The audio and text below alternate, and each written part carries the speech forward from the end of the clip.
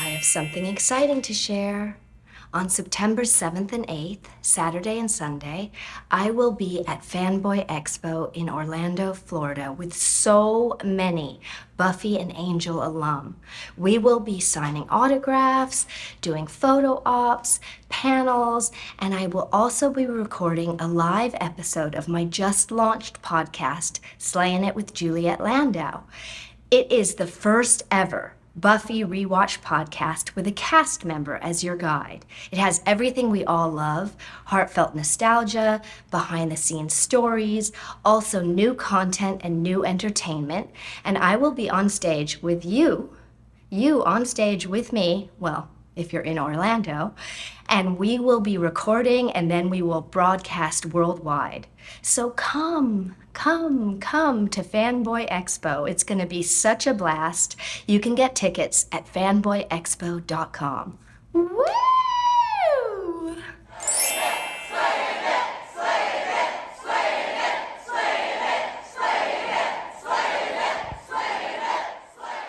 And we're back.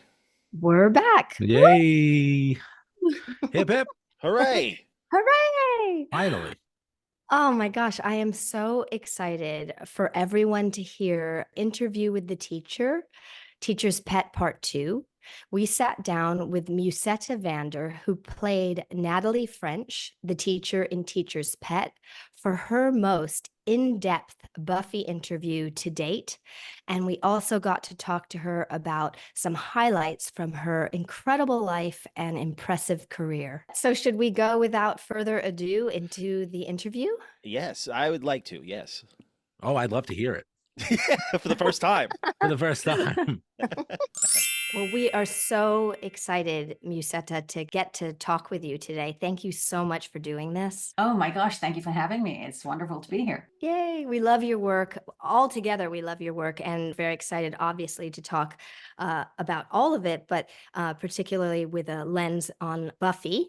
So where were you born? And can you talk about your early life and the fact that you grew up without a TV? Well, I was born in Durban, South Africa. Yeah, we didn't have television. So I grew up very much connected to nature. My mother was a ballet teacher and an opera singer. So from a very early age, I was on stage. I was always doing theatrical shows, pantomimes, and stuff like that. And growing up with TV was actually wonderful because it really allowed you to use your imagination because we had nothing to look at. You know, there was nothing that I was like, oh, I want to be like this or like that.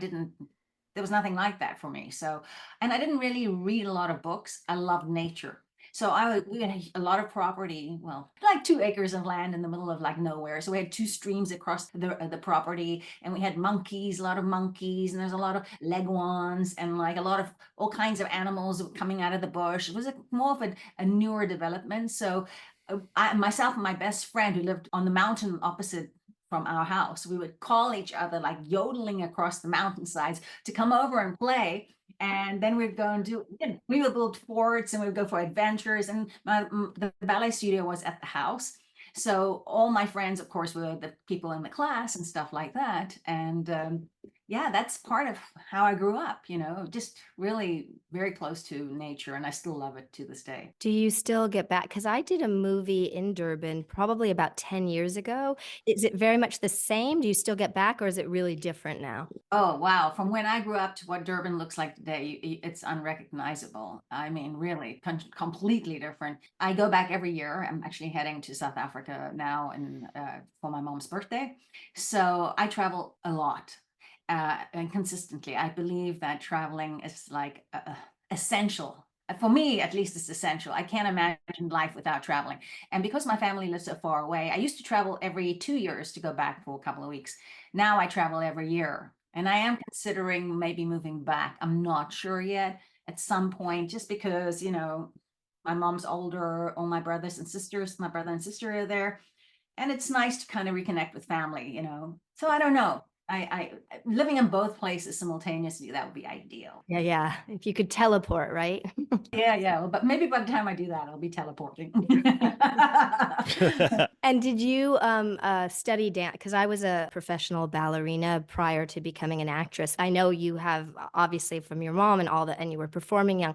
Did you were a dancer as well and performed as a dancer? Yes, my mom was a ballet teacher, so I'm a qualified ballet teacher as well. And it's just a natural progression. And then when it got to the ballet professional dancing after I finished school, I went to university first to go study because my dad was like, "You have to study. You can't just go do this and that. You have to go get a degree." So I went and I did that. But I always danced, but I was taller and not petite, but I was more inclined to the commercial side of dancing. So I started going into all the commercial world of dance, a lot of the shows like television broadcasts or commercials or for conventions where there's car shows and stuff. Right. I loved it. So traveled all over the world and paid much better than being a ballet dancer. You didn't have to starve yourself and you just travel to all these amazing places and not work as hard. I love ballet. It was the foundation of everything that I do, even to this day. I think it's a very good grounding that everybody should have at some point.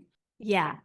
Yeah, and also the work ethic, right? Like it seems because when I was preparing for this, I watched a lot of interviews with you and just listening to you talk, it seems like you have, definitely that work ethic is a big part of who you are. It's a very disciplined art form, and you have to be dedicated to it to be even think of being remotely competitive. When I first was on a set as an actress, I remember because you just reminded me when you were saying that some of the actors were complaining, and I was thinking to myself, your feet aren't bleeding, you're being paid well, you're being fed. Like this is not hard work, Exactly right. That is exactly right. Because I think that was the biggest realization for me when it came here. It was like, wow, well, I'm used to working so much harder than this. So for me, it was like nothing. So did you always know that you wanted to be a performer? Was there ever a time where you thought, oh, maybe that's not my thing? Or was it like a duck to water? It was like a duck to water. I didn't know I was going to be an actor. I knew I was going to be in the entertainment business, but because I didn't have TV, I mean, we would go to the drive-ins, right?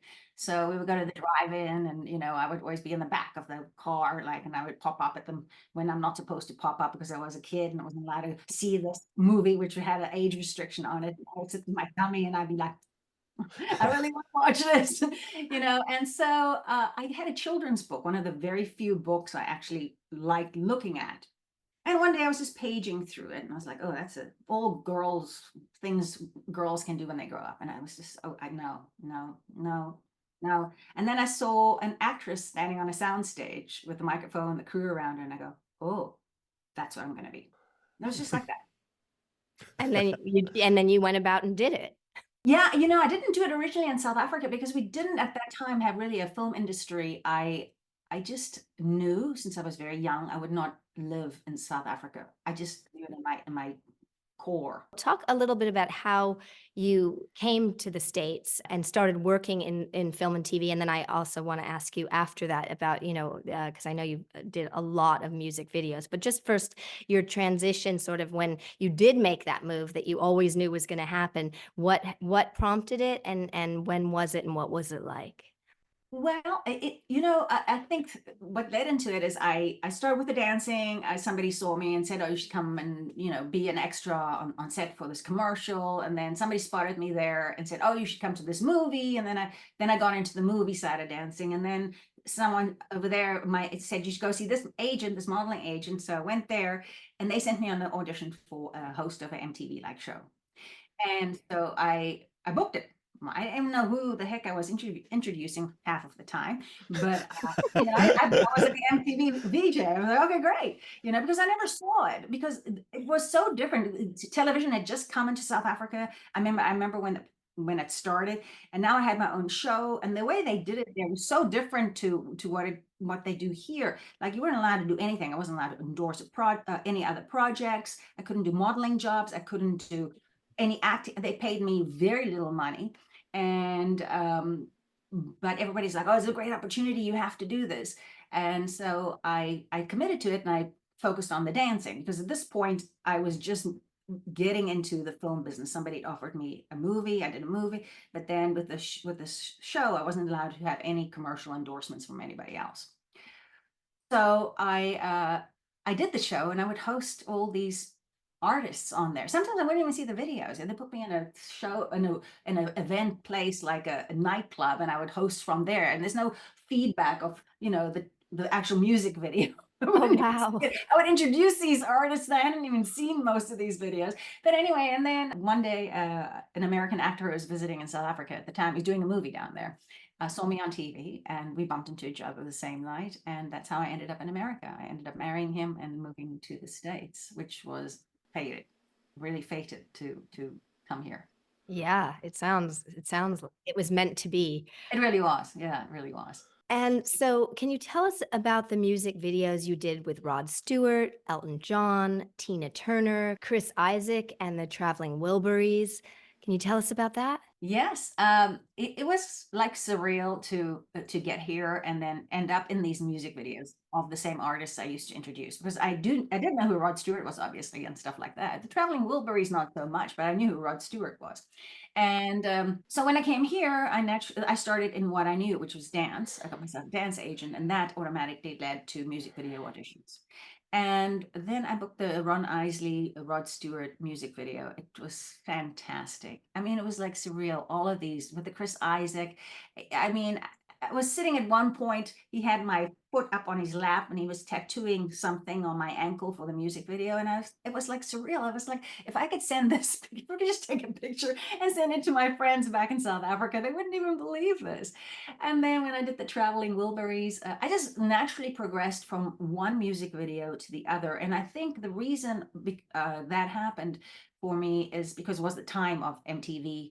It was very VH1. It was just the right timing. I was a dancer, which maybe put me in a little bit more of an advantageous position than most other girls who couldn't. So I just booked a lot back to back. And then when I got Tina Turner, they were like, "Oh, you're gonna be shaving this really hot guy's head in a bathtub." I'm like, "Oh, okay."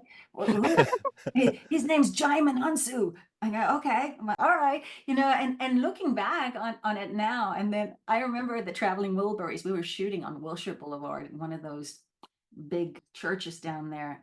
Oh, yeah, I bet it was the Wilshire Ebel, because I did a That's bunch right. of music videos and they shot in that space. Was it? Yes, Yeah. yes. So, and shooting music videos became like, okay, I'm shooting another music video. And so one day I'm calling my husband and we're talking, and he said, "Where are you?" I'm like, "Oh, I'm here at the Wilshire Ebel Theater, and I'm shooting this music video with Traveling Wilburys." And he goes, "Traveling Wilburys?" I'm like, "Yeah, he's a guy, Tom Petty, and here's wait, where are you? Wait, stay there, I'm coming." It was an amazing experience all around. They were also, all of those music videos at that time, and the ones that you were in particularly, are they're just beautifully shot. Yeah.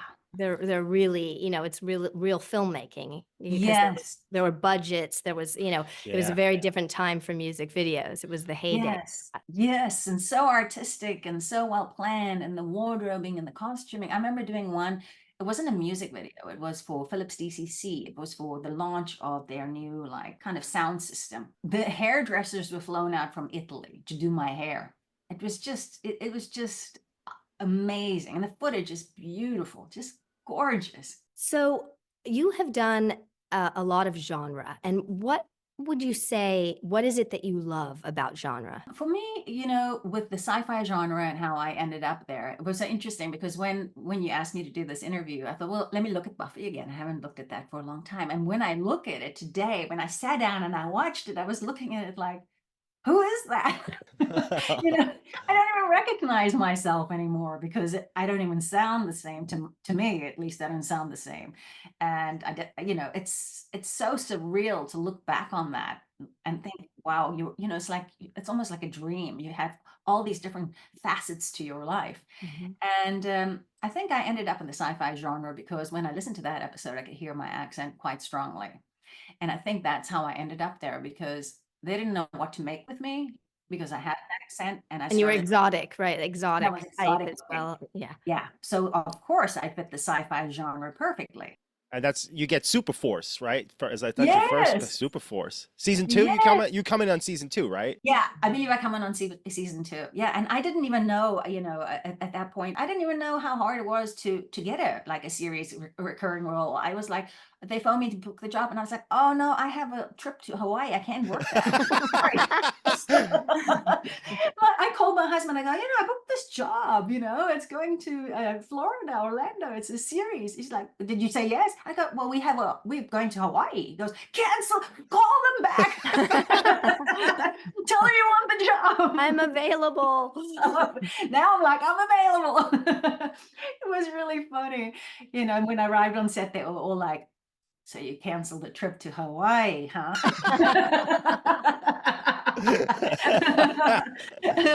Like I gave up this big sacrifice. It was very funny. But, it's naivety. So how were you cast as Natalie French? What was that process like for you? I went for an audition, and I went just to sit down, and I read the part, and I remember the director being lovely, very nice. And I had seen the movie. I'd seen the movie, so I was a big fan of Buffy already. I thought it was a great, great movie.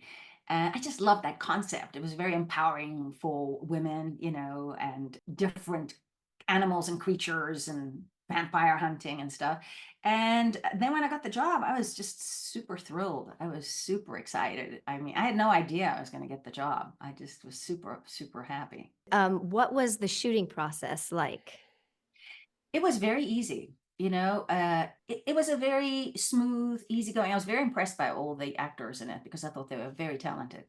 They were just so on point with everything they did. They were so comfortable. They were so good in their abilities as actors. I was very impressed with that. And it was so well written. When the material is well written, it's easy. It's when you have bad material to make that look good. There should be awards for movies that are badly written that look good. Yeah. I always find with just in terms of even dialogue, when something's well written, it just goes in. And when something's not well written, you can drill it and drill and the bumps in it make it so much harder, even just on the level of learning it. Whereas I kind of feel like when something's, if you're working on Shakespeare, when you're working on a really well written script of any kind, it kind of just goes. And for me, the dialogue just kind of starts to live in me without that Herculean effort of trying to make something that isn't working work. You're absolutely right. And, and I don't think people realize how hard that is, because I've seen actors who are Academy Award winners do material that's really badly written, and it just don't come off the same. So yeah, it makes a very big difference. The writing is very, very important. Well, it's also interesting because it was, the 4th episode of season 1, and the show is in such a groove. And I didn't come in till season 2. It's such a strong episode, and we were talking about it the other day, and all of the sort of relatable themes, and the using, the praying mantis. And that whole metaphor, really, to have this teacher that's preying on a young student, and how powerful and really profound that is as well. When I read the script, and I, obviously before I went in for the audition and I saw the character, I just immediately, I loved it because it was predatory. I think that's kind of part of our nature too. We have this kind of, as human beings, we have a predatory side to us. But bringing in this whole insectoid element to it was very different. It's very easy to play the villain the whole time, but bringing in this kind of praying mantis feeling into the character, I loved that idea. And did you end up using a lot of your dance background in terms of that physicality? Did you bring, access that part of yourself in playing the role? Yeah, definitely. I think it's also because since I was a child, when I was growing up with pantomimes, I mean, I was poodles and I was a bear and I was all these different animals. I was a lion. And then when it came to the praying mantis, definitely, just very subtly, you bring that in. And also having the ballet training behind you just gives you that kind of praying mantis kind of, I don't know, body, stature, Yeah, an otherworldly element as well. Yeah, no, I actually really like praying mantises. So, because I was always in the forest, I like the praying mantis. I would look at them and have my hand. I was like, oh, Although when they get to be the size that you're, that yeah, the wasn't that's a little frightening. yes, definitely a little frightening. Definitely a little frightening. Yeah, you wouldn't want to wake up with a giant praying mantis having you for dinner. Because, when I was playing a vampire, I didn't really approach it from the aspect of playing a vampire. I approached it as trying to make as well-rounded a character as possible and as human as possible and delve into those elements. Did you work with the idea of that it's human, not human, or what was your process like? For me, obviously, because I think emotions underlie everything in life, whether it's an animal or an insect or whatever. There's an emotional component to everything. You cannot separate them unless you're playing, a rock. Anything that has movement, okay, in it has an emotional component to it. And so for me, I wanted her to be feminine, I wanted her to be alluring, and I wanted her to be deadly. So yeah, those were things I tried to keep her very subtle, as much as I could. So it wasn't like I was trying so hard to do one thing or the other. Well, also, you don't want to tip it. You don't want to see the end Right. and what's coming. You can't be like, oh, well, she's definitely going to be, Bad guy. yeah.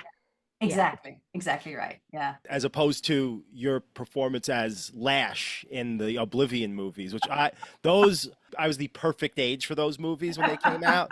So Oblivion 2 is where I first saw you, and you're iconic in those movies. Oh, thank you. That was one of my favorite characters to play. It was just so much freaking fun, I was because hoping to hear that. It was just like it looked like fun, and you're surrounded by an amazing cast. You have George Takei, Julie Newmar, Carol Stroiken. It's just an amazing cast, and it's like this fun space western. it was absolutely amazing. I mean, when I remember when I went to the audition originally, I had brown hair, and then when I got the job and I read the character and I looked at Betty Page and I thought, oh, she should be like Betty Page. And so I didn't really ask the director. So I dyed my hair jet black because he was already in Romania, So I was like, I'm going to make my hair jet black. And I got to this and he goes, your hair's jet black. I go, do you like it? He loved it though. Oh, Yeah. good. Yeah. But it's so interesting when a role like speaks to you and so like, no, she has to look like this. Like it's very clear when that happens and it almost feels like it's irrefutable. There's no other like, no, she can't be blonde. She has to look like this, right? Yeah, exactly. I just felt her. I felt her. She had to be this like sassy, like sexy, deadly, like wicked, character. And that was just screaming black long hair with bangs, to me. Now you shot them back to back, right? Yeah, we did. We shot for 3 months in Romania. Was it cold? Well, we shot for 3 months. So when we went in, it was right after the fall of Ceausescu's, and it was warm. It was like end of summer. Okay, because we shot for so long, it ended up going into winter. Oh. And there were literally days when we would shoot and we were on the set, and in Romania in those days, they have dogs everywhere. The dogs were everywhere, running everywhere because it's that set was built for, the whole set. The whole town, yeah. That whole town was built for Oblivion and Backlash, and they've made several movies there since. Oh, wow. Yeah, many different movies have shot there. But so it'll be like bitterly cold, okay, and then you hear like, and literally like a rat is trying to chew through the wood to come inside from out of the cold.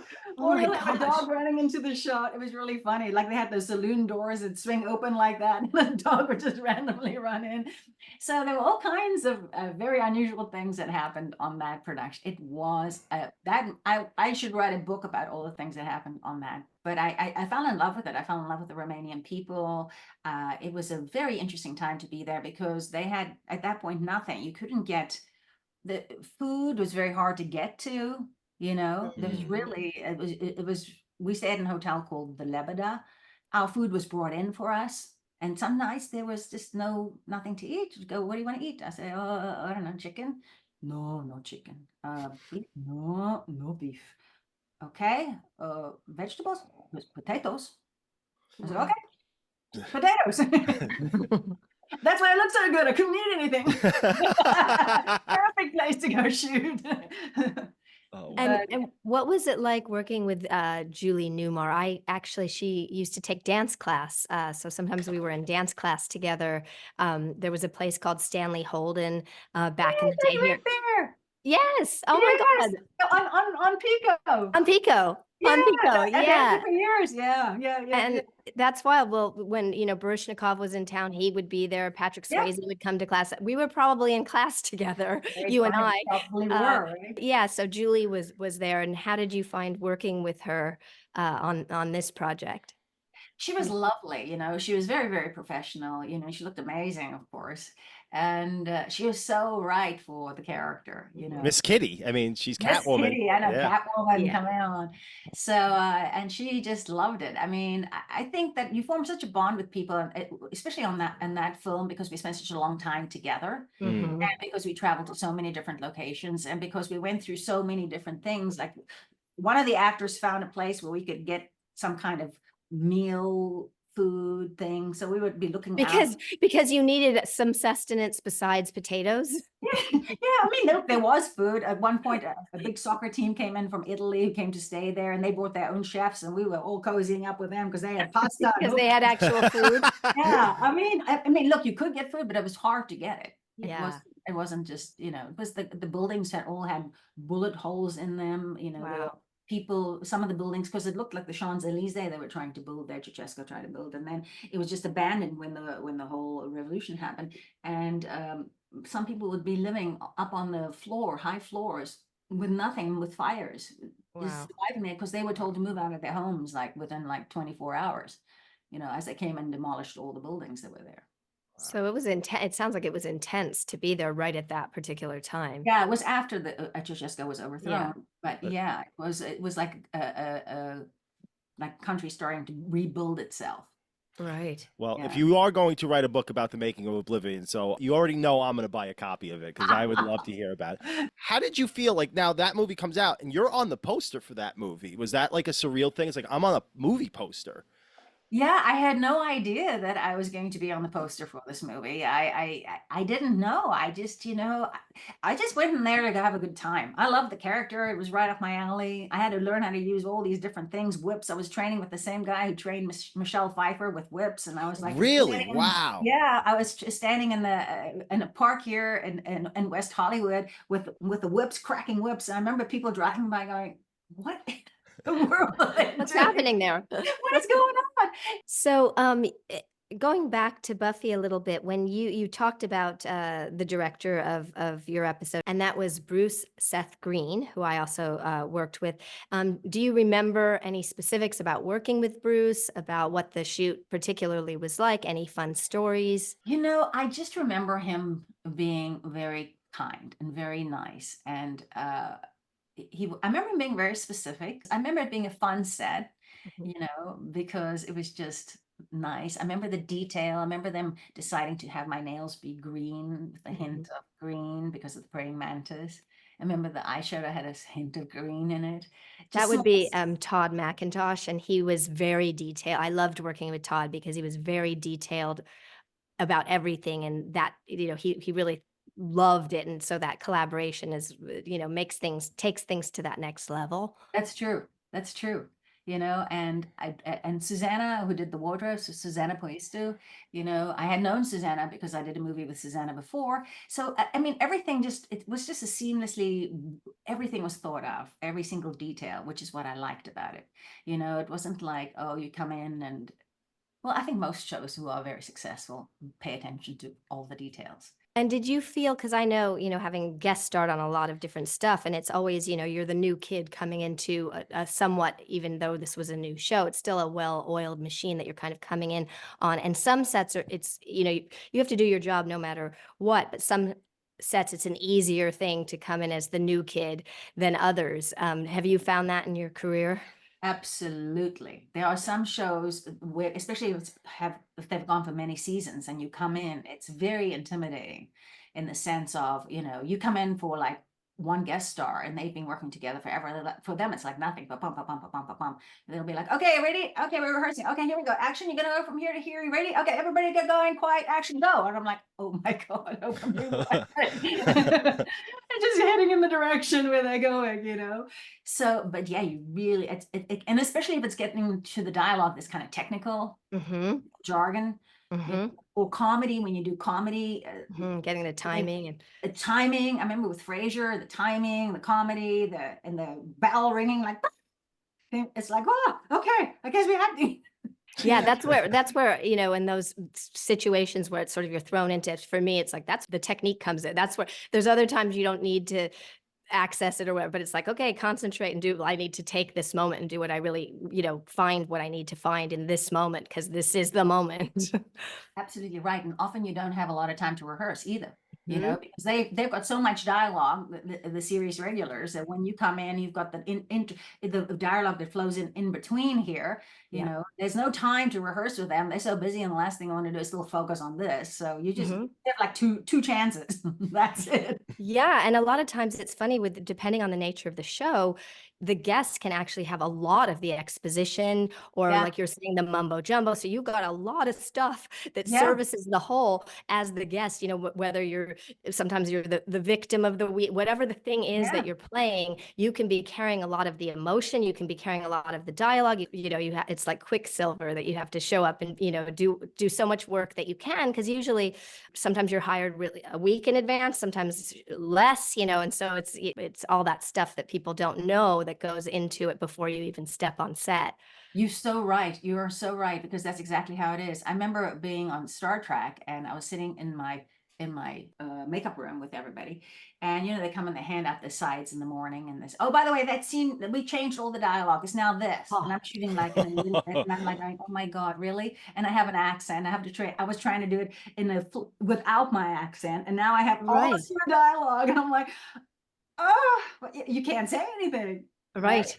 I always find it funny, that thing, that because somehow we managed to pull it out, but it's so stressful in that kind of situation. And it's so also like, I always think the producers don't realize, they're like, oh, that worked really well. And you're like, well, it would have worked even better. Like, think of all the levels I could have gotten if I wasn't given the dialogue at the last minute and only thinking about, what do I say next? Oh, exactly. You know, yeah, exactly. Because your mind is so focused on what these words are that you have to say, that you can't really relax and just perform.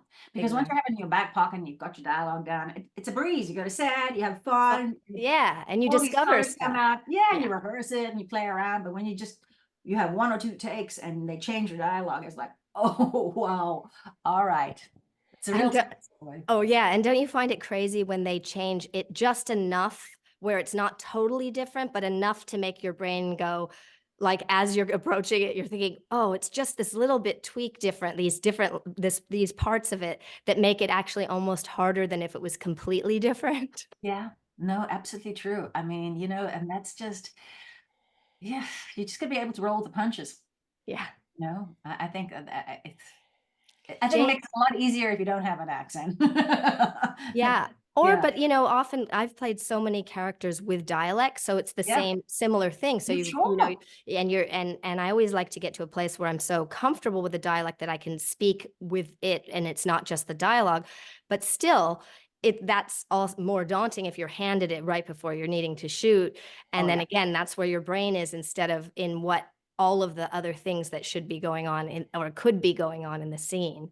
Totally right. You don't want to be in your head. You want to be in your gut when you act. And if you're in your head trying to remember your lines, you know, then you can't perform like you should, because you need to be in that belly. You're going to ride that emotional freedom, you know? Yep. Yeah. So what was it like eating? I mean, just watching. I know obviously I know what you're asking. Yeah. You obviously didn't eat, like the cut is so good that it looks like you are, but obviously you didn't eat the bugs. But that whole sequence, what was that like? That actually was one of the scenes that I was like, wow, I don't know, because they came to me and they had these crickets that they use for fishing in the box. And I was like, listen, I'm a huge like animal person. I don't want to hurt anything. I don't care if it's a cricket or I don't know what it is. Just and they're like, no, all you have to do, you're not going to hurt it. You're going to spread your bread and you're going to sprinkle the crickets on here, and then you're just going to fold the bread. And I'm like, but then the butter is going to be on their wings. Right. And they'll get Yeah. smushed. Yeah. Yeah. And they're like, well, they're going to be fish food either way. So it's like, well, you know, all right. So I put really light layer of butter and I buttered my bread really lightly. And you could see them actually, when I was watching this, you could see them jumping off. And then I just closed it. But they cut before I closed. I didn't close all the way. The editing on that was beautifully done. Yes. Because it looks like I do compress the thing there. It does. It really yeah. does. I would not do that. As I folded over, it just went, let's say, 3/4 way over. And from the angle that the camera was, it definitely looked like I closed the thing and then picked it up and ate it. And the sound effects I put in there also, you're like, You're a trooper for that. That would have been hard. That's when I would say I have a trip to Hawaii. well, you know, I think originally when I read that, I didn't think it was going to be like really live crickets, right? I thought it'd be like little like fake, animatronic Right. things. Not Yeah. like really live crickets jumping in and out. And I was like, and also you got to remember now they're jumping and then like jumping here, they're jumping all. Oh no. Okay. Because I did a film about a year ago, and in it there was a snake, and then there was a thing where I sort of had to chop the snake's head off and all this stuff. And obviously we didn't do that in the film, but I had the same thought. And then when we went to set, my sequences, they're like, "Oh, have you met your co-star, the snake?" And I was like, really? And I'm squeamish about certain things. So had to my husband, of course, being a photographer, has the first moment that I have the snake coiling on my arm and all of that, where I'm looking like, and I actually made friends with the snake and everything was good and I ended up doing it. And of course we didn't do any of the violent stuff that way, but it is that thing where you think like, oh, this is going to be, I'm not going to be working with the real thing. And then you're on set and what do you mean? Yeah, no, you're working with a snake. You're working with the crickets. It was interesting for me because I had never touched a snake. But and once I said, well, what's the snake's name? And they said, oh, actually it's snake number 1. And I thought, well, that's not going to work. I need to personalize this one. Yeah. So I named the snake Todd. And apparently Todd was a famous snake, had been in Snakes on a Plane, like all these movies. So Snake had worked a lot. But for me, He's managed by Gersh. Yeah, he's managed CAA. Representation. Yeah. But I didn't mind actually. It felt so much smoother than I anticipated. And I didn't mind anything about it except for a few times when the coiling would get tight and when the little tongue would start to come up near my face. That was the only time where I was like, okay, got to get through this take now because it's kind of coming up in there. Any other time I was actually ended up being totally fine with it. Yeah, it's amazing how cold they are, you know? Yes. Yeah, they really really cold. I mean, you always hear it, they're cold-blooded, but they really are very cold when you touch them. Yeah. And silky. I mean, that was what was surprising to me, like that silky texture. How has the fan reaction been to your role as Miss French over the years? Are there any memorable fan encounters that you've had regarding this role? You know, it's very interesting. I don't do too many sci-fi conventions, and when I do, I have some of the pictures from different shows, and then I have Buffy. But then they come by and then they see it's Buffy, and they see Miss French, and they go, "Oh my gosh, you're Miss French, you're Buffy!" And it's like they can't believe it, you know. So it's really nice. It's always been a very positive experience for me. I've never met anybody who didn't like the show. Can you talk about working with the Coen Brothers? And again, you play a mythical character in that film. Can you chat a little bit about what that was like? We filmed in a town called Jackson, Mississippi. And I remember the audition. We went in as dancers. So it was a dance audition. Oh, And I went in on the audition, and I just remember doing something unusual because there was a seduction scene. So all they told us was a seduction scene. So I knew the 2 choreographers, Bill and Jackie Landrum. oh, I knew them. My gosh. Yes. Yeah. Wow. Yeah, that's So crazy. I'd worked with them before in several other jobs, and I guess that's how I got called in. I believe that's how the whole thing happened with Oh Brother.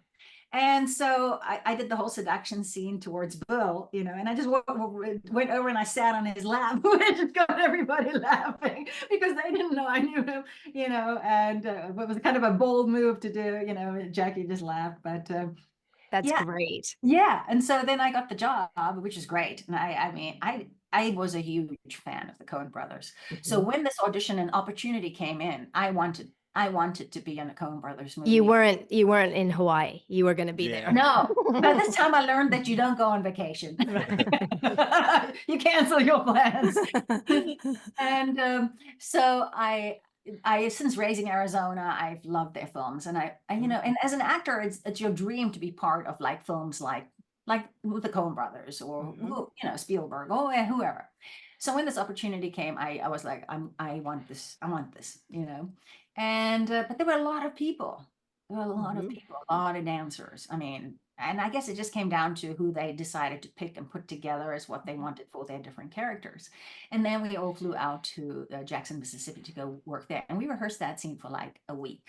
Ooh, I mean, wonderful. Wow. yeah, Yeah, every nice. day we How worked on that. luxurious. Yeah, we worked on the timing specifically, it had to be absolutely perfect, the lip syncing, the everything. The first outfit they put me in with, because it was all antique, real antique dresses, because once we got into the water, because it was silk, was so heavy, I just took the dresses and just the dress just like ripped Oh over. my gosh. Yeah, and so I had to go and change and get into different wardrobe. But small things like, look, in that movie, I was a huge fan of John Turturro already because I think he's a brilliant actor. When it was so interesting because when you work with people who are well established and who really know the craft, just to be around them and work with them and watch how they work, he would be just doing like nothing, talking, and the minute they start yelling action and he gets ready, he would look at me like I was the only woman he's ever seen in his entire life. And it was so magnetically charged and powerful that I was like, I was just like,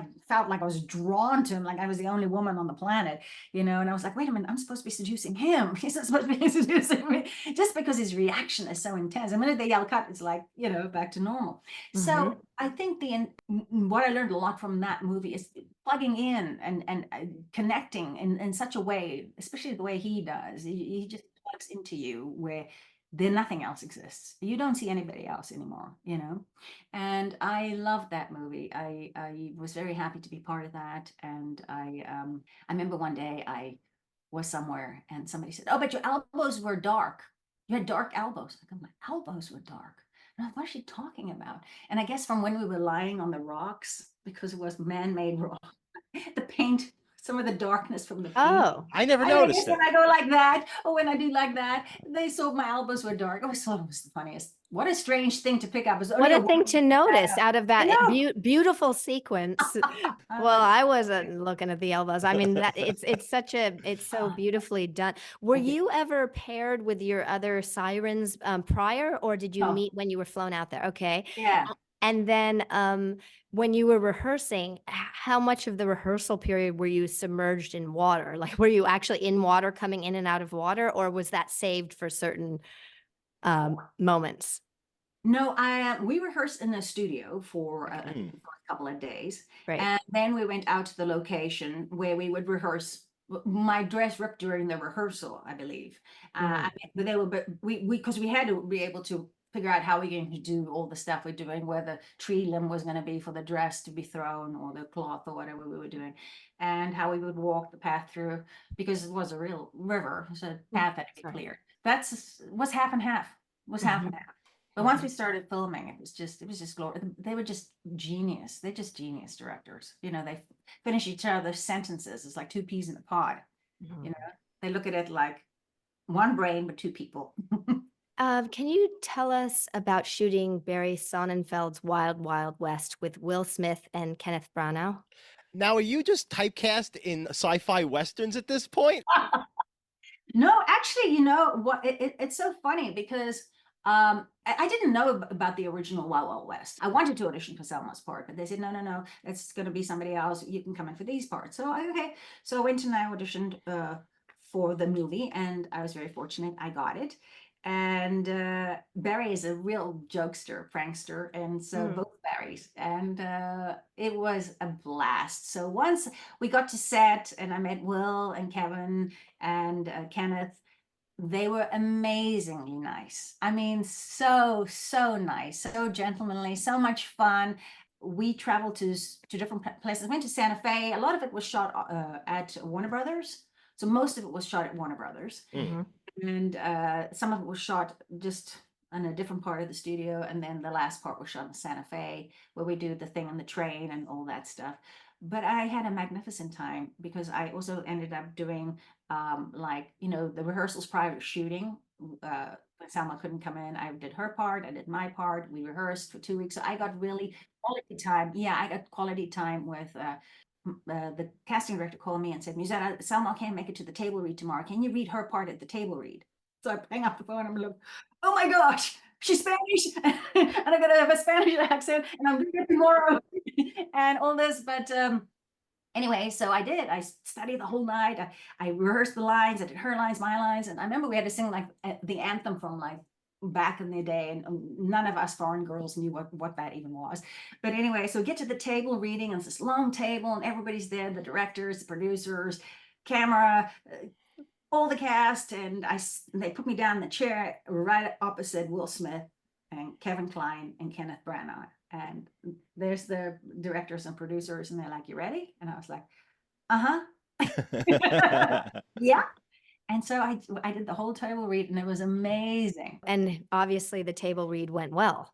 Yeah, the table read went well, and then she couldn't make it to the rehearsal, so I did 2 weeks of where I did all her dialogue. We would rehearse on the train, all the scenes she did on the train, blah blah blah. Incredible. It was an incredible experience, and I really got to know and work with them like I never would have in my character, because my character was a smaller part.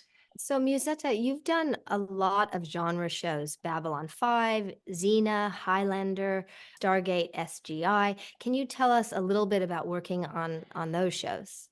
So Star Trek was an amazing experience for me to do. I originally was supposed to play a different episode, but anyway, and then I couldn't do it, and then I did this episode, which I love, which is a beautiful episode. Apparently it was the most skin that had been shown on Star Trek at that point, because that scene where I was lying on the bed and my spine tingles and all of that. And I loved working on Star Trek. It was probably at that stage one of the most difficult shows I'd done up to that point, just because of the dialogue. It was so different. You know, it had a completely different way of speaking. We were speaking about intergalactic terminology, which you don't normally say. There's a lot of jargon. There's a lot of jargon. Yeah. I think my very first scene I shot was a scene where I beam aboard the shuttlecraft. So that was a fun scene, which is very light, and it set the tone for me, which was great. Oh, that's wonderful that it was. Sometimes that's a good luck of scheduling, right? Yeah, that was great. So that really gave it a nice, light, vibrant, cheery feeling. And I really enjoyed it. It was a beautifully done show, and I'm very, very happy to have been part of that. Stargate, that's also another amazing show. I've also obviously seen the movies, just like in Star Trek. That was shot up in Canada and Vancouver. There was so many funny moments on that, because it was Peter DeLuise was directing the first episode that I did, and he loves making pranking people and playing jokes. Him and Teal'c, my love interest in the episode. I would come through the portal, through the Stargate portal, and we would be rehearsing, and then Peter DeLuise would say, "And now, with fire in your loins, you look at Teal'c and you say." And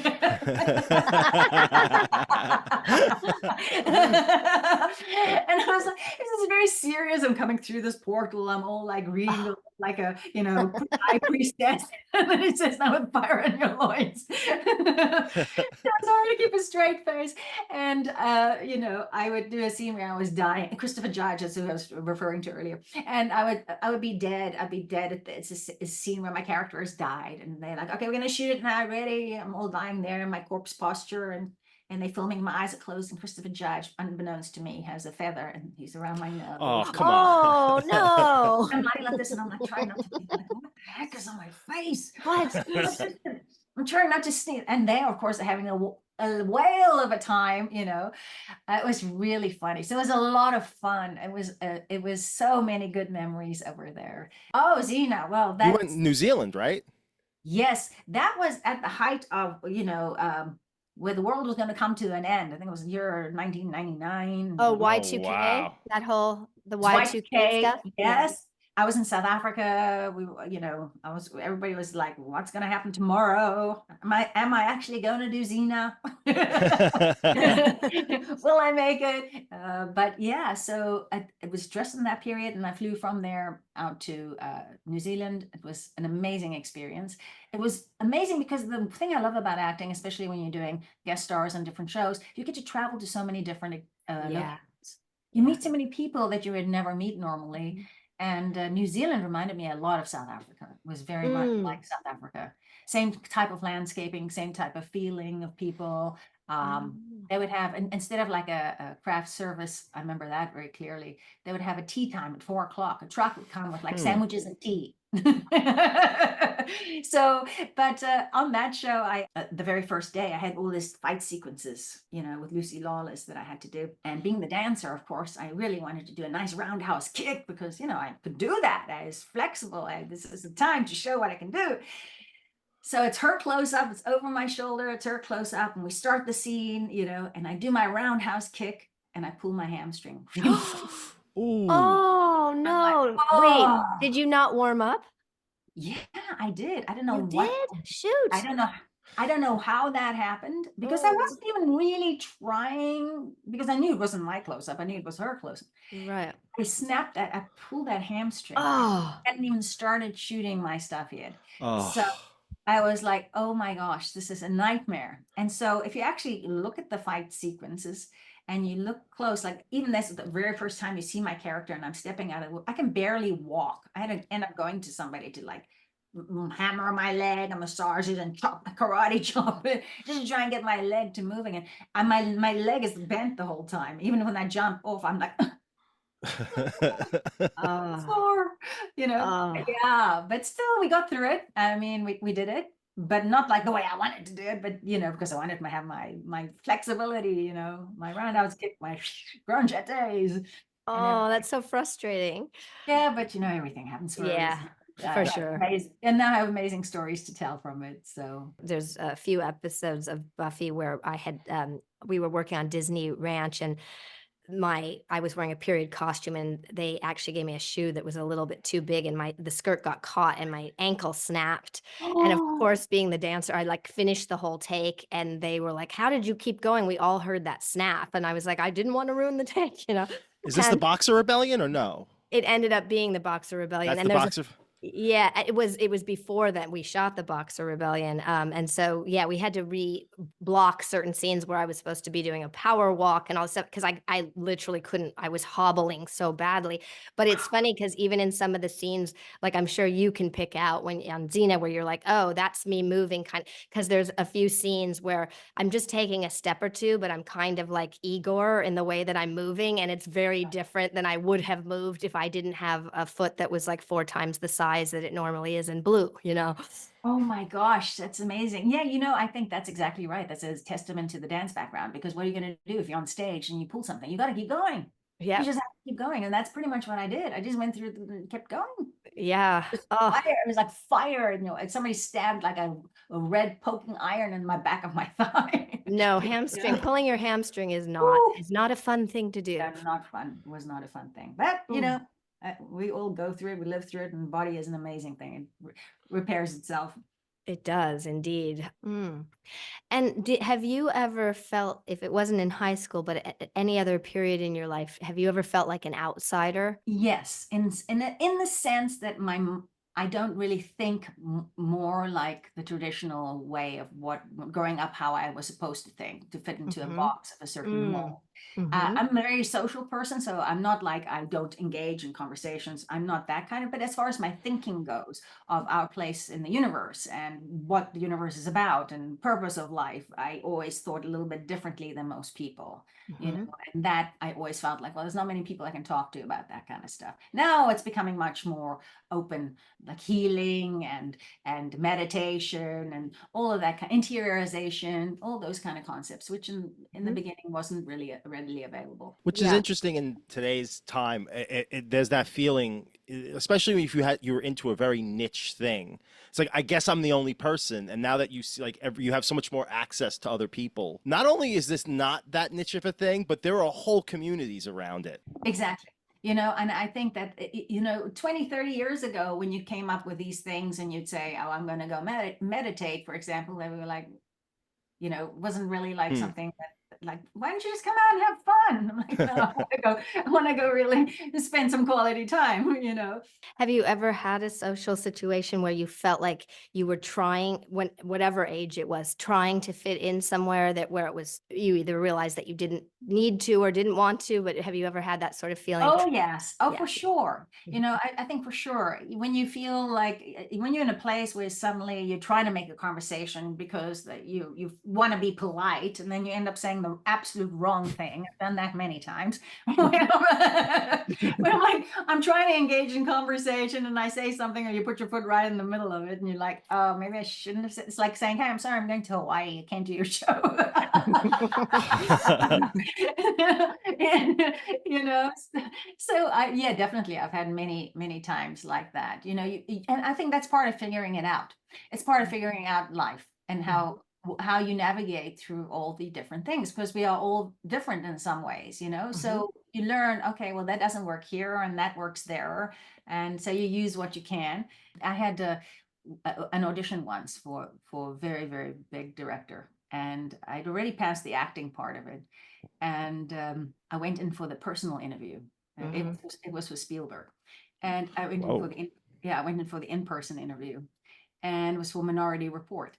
And I remember when I did the audition, I thought, oh, I'm never going to hear anything from this, and I'm only sharing the story to kind of bring up how you feel, you don't fit in or you did something wrong.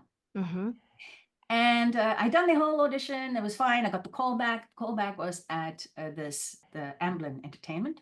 And I didn't tell anybody. I didn't want to jinx it. I didn't tell anybody. I was too terrified. I believed I wouldn't want to jinx it. So I researched every single thing I could about every movie he did. All of it. Bum, bum, bum, bum, bum, bum, bum, bum, bum, bum. So excited. And I get there and I'm sitting there, and it took me forever to figure out what should I wear. What should I wear? Because I don't really know what I'm playing, because the script's very secretive. I had to audition for the role of a man. Right. I don't know how to sort of give a hint of what I need to look like. Right. Yeah. So, I mean, I had to read as a male cop.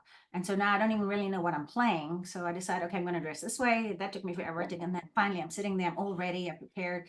I am overly prepared for this meeting. Okay, Yeah. this is every actor's dream meeting. And I get called up and the door opens and there's Spielberg. And he goes, hi, Musetta, it's so nice to meet you. He goes, my daughters imitate you all the time. And I'm like, what? Am I being punked? I'm going to punk. I'm being punked. Somebody's punking me. Okay, so now I'm like, I don't know who you are. I don't know what's going on, but I feel uncomfortable, and I'm never uncomfortable. So I go into the room and he's sitting there, he's trying to have a conversation with me, and I'm like looking around the room for hidden cameras. Like, I don't think he's Spielberg, because why would he know who I am? All right. Now, I have never lost confidence ever in my life, but in that moment, every single bit of confidence has just left my body and vanished into like space. And I'm like, I don't even know who I am. I'm like a sail in the wind going like this. All right. And it turned out that as the conversation progressed, after he tried to have conversations with me, and I just kind of answered in like one sentence at a time, because I was like not sure what was going on. Painful. Okay. Very painful. Polite, but very controlled. Right. Not who I am. Okay. And that he has all these kids. I never really researched his personal life. He has all these kids, and they would play the music from O Brother Where Art Thou, and that was their favorite music. And the kids would be in the pool pretending to wash the laundry and squeeze out the laundry, and that's what they did for fun. But I didn't know any of that. I just thought I'm being punked. I just thought this was an imposter, and it was, when those shows, the punk shows were on, and yeah, I thought I was being set up for a punk. So I became completely like, I don't know who you are. You look like him, but it could be somebody else.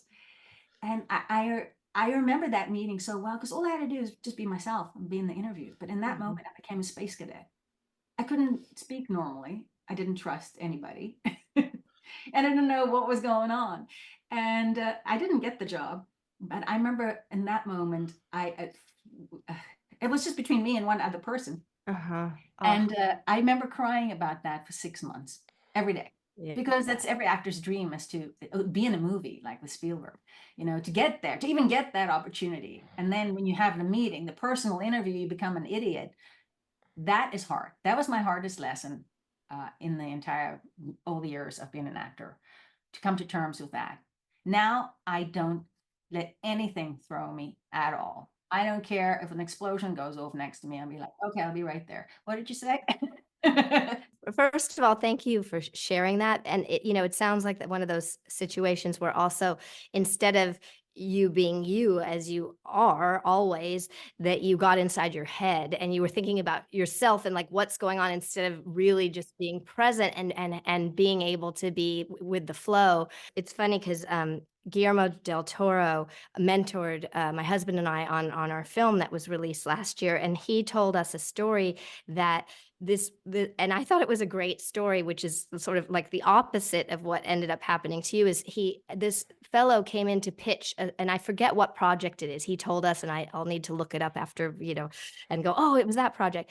But apparently, this young director came in to pitch him about something that he wanted him to present or be involved in, or whatever. And he said he got so nervous that he started just profusely sweating to the point that it was like the scene in broadcast news where he was like dripping, and it was the worst pitch he's ever heard in his entire life. Like it started out bad, and then it just got like paramountly worse and worse and worse, and he was just sweating and sweating. And Guillermo said, that was the worst pitch I've ever heard in my entire life. So like we've gotten that out of the way. Now let's hear what like you're passionate about. And he totally actually understood that he had this moment. It was the moment that this young filmmaker was like, oh my God, I'm blowing it. And it's Guillermo del Toro. And he diffused the situation, and he ended up like doing it. And he said part of the reason he ended up doing it was not only was once they relaxed, they had a great conversation, but really more, he was like, he cared so much that he was sweating so badly. He was so upset. He was so everything. I felt like this person wants to be a filmmaker and cares and has that kind of burning desire. But it was funny because I was like, oh, that's a great story. Like you didn't have to be perfect all the time. You could give the worst pitch ever and maybe end up getting the gig, Yeah. You're absolutely right. You're absolutely right. And I think in every experience you have, maybe maybe even if the interview went perfectly, I might not have gotten the job. Right. You know what I mean? But what you do to yourself after that. Yeah, the torture. The shame spiral. Yeah, you feel it was your fault and you did something wrong. Now, if I had gone in there and just been myself and be fine, I'd be like, okay, I didn't get the job, and wouldn't think about it twice. Right. But you're retracing everything you did. Yeah, but I'm thinking of how I wasn't even in my body, but that was one of the pivotal points in my life because I learned so much from that moment. I mean, maybe I never would have gotten the job. So, whatever, it's what it is. It's so ironic that it was a compliment that triggered it. It's also like that thing of when you over prepare for, like there's that sweet spot where you need to prepare enough so that you feel free, but not to the point that you're laden down and it becomes overwhelming and sort of paralyzes you. And so that's an interesting thing too, is kind of going, oh, where's that sweet spot for anything that I'm doing, that I know enough to walk in the room and be educated, but not so much that it's going to actually not serve me well. Exactly right. Because all the other jobs I got up to that point, I didn't even research it. You know what I mean? I would do the job, I'd go for the interview, I'd speak to the people, we figure it out as we go along. Oh, I have to be perfect. I try to be something that I'm not instead of just being myself. And it was a valuable lesson because, I teach acting as well. And so that's something I share because as an actor, it's a valuable lesson. You don't want to be over prepared for that. It wasn't even an acting audition. It was a personal interview, Which sometimes is almost harder. I mean, it depends, but it's sometimes, especially when you don't know, like you didn't know exactly how to dress because you don't know the character and okay, I'm just being me. And let's just see. I mean, truthfully, it's that thing of like, is there an alchemy? Is it going to be like, oh, you are the right one for this role for that particular moment or whatever. But it's sometimes it's like, with an acting audition, what it is you're supposed to do in the room, Right. Yeah. No, I know. It was look, it served its purpose in my life. I mean, yes, it would have been great to do the movie, absolutely. But it has helped me in many ways, and it's helped many other people that I teach acting to, so they don't make that mistake that I made. So you learn from your lessons. Yeah, we sure do. So, can you tell us about your passion for Qigong? It felt like you alluded to it a little bit earlier when you were talking about keeping moving and health and all of that stuff, but would love to hear more about that part of your life. Qigong is just a word that means energy and skill. So Qigong is a skillful gathering, circulating, and applying life force energy. Everything in the universe has energy, right? Energy is abundant everywhere around us. So, and we are made up of energy.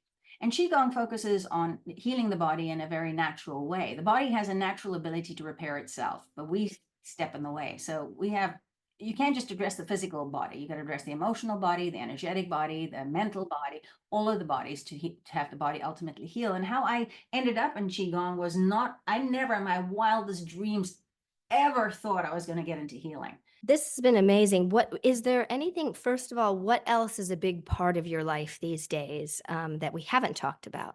I just finished an audiobook. Okay. Oh, Yeah, called A Swan Song. It's a young adult children's novel. It's coming out. I think they just asked me yesterday for photos, so I don't know when. It's going to be on Amazon. It's a beautiful story. It's a children's story, but I got to tell you, that's one of the most difficult things I've ever done in my entire life. I've never done really? an audiobook before. Oh, tiring. Oh, you've done one? Oh my Yes. I was like, I didn't even know. I mean, I just said yes because, I say yes now to everything. And so I said yes. And then I read it and it was beautiful. But oh my gosh, I was living across the street from construction. And then my neighbor decided to redo their house. Oh, And and were you recording at home? yes. And I was recording at home. Okay. And the amount of time it took to record and the obstacles I had to overcome to record this book. And it's such a beautiful story. It took me forever to do it just because the massive amount of noise. But anyway, that's what's coming out right now. I've got that book. I got a short film I did, which hopefully will be doing the circuits soon. And I got a film that's out in theaters out in the East Coast at the moment. But who knows what's up next? So Well, what's hopefully the what's book about Oblivion. Yeah. Yes. You never know. Maybe one day I'll write that book. What's the movie that's out in theaters in New York so people can go check it out? It's called The Uncivil War, America Divided. It's what happened during the pandemic and the separation of families and stuff. It's interesting because going back and watched it, I just watched it like 2 months ago, a month ago, for the first time. We shot it forever ago, and watching it and looking at it, as an audience member, it's like hard to watch that, to think we all went through this crazy time. We were all locked up at homes and, all this crazy stuff that went on. So it's kind of almost a bittersweet thing to watch it. You're like, I don't want to be reminded of it, but but that's, we all did. It is part of what we went through. I was going to ask what the name of the short film is so people can look out for that once it goes to the festivals and stuff. It's called Mommy. Mommy. It's about a dysfunctional family, and I play a rather disturbed mother. Ooh. Rather a little twisted. It's a young filmmaker, and I think he's going to be really doing well one day. It's meaty, it's different, and I'm just always grateful when somebody offers me a job. I'm like, yes, I'd love to do it. Wonderful. Well, is there anything that we didn't ask you that we should have asked you? I mean, I travel extensively, so I'm going to be traveling a lot. Nice. And I love that. That's my Where do you go? Where are you off to next? up to Washington State, then to Denver, then to South Africa. Oh, right. You mentioned I that. don't really plan anything. I don't plan, because you never know with the business. I discovered camping, which I love. I never had the chance to do it earlier, so I love camping. I have a roof tent. Oh my gosh. So I will throw that thing on my car, and sometimes I'll just drive somewhere and I'll just park it somewhere and open up my roof tent and sleep in the middle of nowhere. And do you do it? Do you go on your own? Yes. Uh-huh. Because I can't wait for everybody, because my husband works, or I do things very impromptu because I just don't know when I have the time. And like, I'll tell my friend, you want to go? Yeah. When I don't know, I have to do this, I have to do that. I'm like, bye. Yeah. I don't wait. I'll send you the invitation. You want to go be at my house at this time? I'm leaving. I had the craziest experience with a bear. One of my first solo trips was to Mount Shasta. Wow. So I go to Mount Shasta. I got this bee in my bonnet. I'm going to go to Mount Shasta, and I see this Lake Siskiyou. It's beautiful. And I drive all the way there. It's a hell of a drive. I get there. I'm exhausted. I'm so tired. As I check in, they go, oh, by the way, there's been bear sightings in the area. And I'm like, okay. They go, leave your food in your car. I'm like, that's a bummer, because I was going to sleep on top of the car. tent as well. So I figured I'll just pitch my tent. So I'll just pitch it and then I'll sleep in my tent. And so I was so tired and I wasn't even going to make dinner, and then I decided to make dinner. So I made dinner, go to my tent. It's about 10 o'clock or so, 11 o'clock. Exhausted. I fell asleep like dead on the floor in my little tent, which I never pitched a 6-man tent by myself before. That in itself, I needed an education. But anyway, I finally did it. And I'm sleeping peacefully on my stomach, passed out on my little air mattress. And I hear, "Go on, shoot, get out of here, go." Ooh. And I'm like, "What's happening? Get out, go." And I'm like, "Oh, okay." And I realize it's bear. And I hear as they're walking around my tent. And I'm like, Oh my "Oh God. my God." Okay. Wow. And I mean, not just one bear, like several bear. And I parked, like the bathrooms were like, I don't know, Oh my God. far enough away anyway. But now I'm on the floor and I'm in a blackout tent. Okay. And I can hear the footsteps and I can hear they around me. And I don't want to move. But I tell you, I've never been afraid like that. My whole scalp vibrated. My scalp went like this. My body went like that. I mean, my body was physically shaking like, Yeah. you shake like a leaf. I've never shook like a leaf ever. No, but that would engender that, I Yeah. believe. Well, that's as good as time as any. But like your scalp vibrating, that was a new one to me. My whole scalp was going like that. I was like, I didn't even know your scalp can move. But anyway, so I'm lying there and now I'm terrified. Okay. And I can hear them all around the thing. And I'm like, I'm just trying not to move, not to breathe, not to do anything. And finally it's like 2 o'clock, 2:30. And I'm like, okay, it's quiet. Okay. They're gone. Oh, thank God. Okay. I go to bed. So I go to bed. I'm just falling asleep and I hear, and the bear sticks his nose in under my tent. You know, the tent has a little flap at the bottom. Yeah. He sticks his nose in like under my tent like this. And I knew the next thing was a paw. Okay. Now I had kept all my food in my car. However, what I didn't put in my car was my toiletry. Okay. Like my toothpaste, my soap. Scented stuff, right? That's why they never left my tent. So when he stuck his nose in there, I knew, because I'm in paper thin tent, the next thing's going to be his claw going through to try and get to whatever this is in my tent. I had a little fold up chair, and I just had a box in there, and I just hit the box super hard, and I screamed super loud in this little dark tent. Like, I'm sure I woke up that entire canyon, because you could hear the bears as they were going through the tent as campsites. You can hear the people banging pots and pans, and you can hear them going down to all the way to the river. They finally left. But when it was morning, and I mean, I just opened it, because now I'm like, I'm not sleeping at all. I asked the ranger who came in, and they had picked up the trash cans at one of these camps. I just lifted it. That's how strong they are. You know, those giant trash cans, and lifted it up, and they flung it like that, and just missed another couple in a tent. Just missed them, because they're starving. They come down from the mountains. They want the food. They have all these campers there, and this place apparently is known for bear. I actually made a whole video about it. The location, because I made a video that day about it. And if you go on my YouTube channel, you can watch my bear story. But it was the most terrifying thing I have ever experienced in my life. So, oh my gosh. Yeah, listen, but I'm still going camping soon, and I'm taking my tent, and I'm sleeping on my car this time, on my And truck. not in bear territory, hopefully, not the It same. isn't bear territory. Oh my gosh. I'm going to be a lot wiser about it, but it can't stop me. It's like, Wow. I wouldn't let it stop me. I love nature. It's the whole point of being in the middle of nowhere with nobody around you. Well, You you're can just lucky. You're lucky was with what very you lucky. did, and also that everything. Oh, my goodness. Oh, wow. So that's my bear necessity story. Yes, you're at harrowing on that harrowing note. Yeah, we ain't topping that. Oh my gosh. That'll do it. This has been amazing.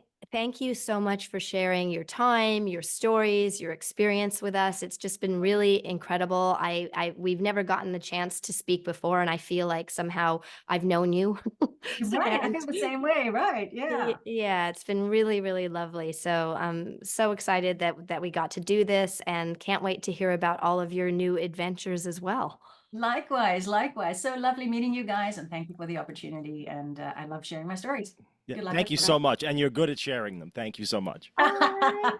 Thank you. Bye, guys. Thank you. Bye-bye. Thank you so much. Please follow us on our socials. We have TikTok Slaying It Podcast, X Slaying It Podcast, YouTube Slaying It Podcast, and going forward, all of our video content on the YouTube, as well as little shorts on TikTok.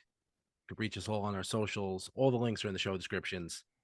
Thank you, folks, so much, and have a Buffy day. Is that All right. it? Wait, hold on. Is that the Buffy scream?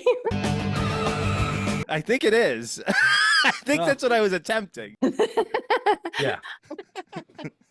See you next week when we'll do it again, do it again. And most importantly, until next time, go out and slay it.